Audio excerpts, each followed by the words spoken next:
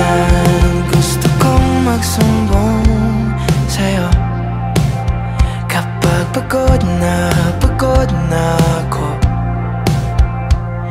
Tama pa bang init na yakap mo ang hinahanap ko?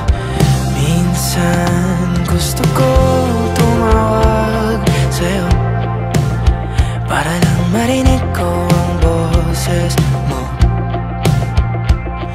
Mali na ba kapag nakangiti ako?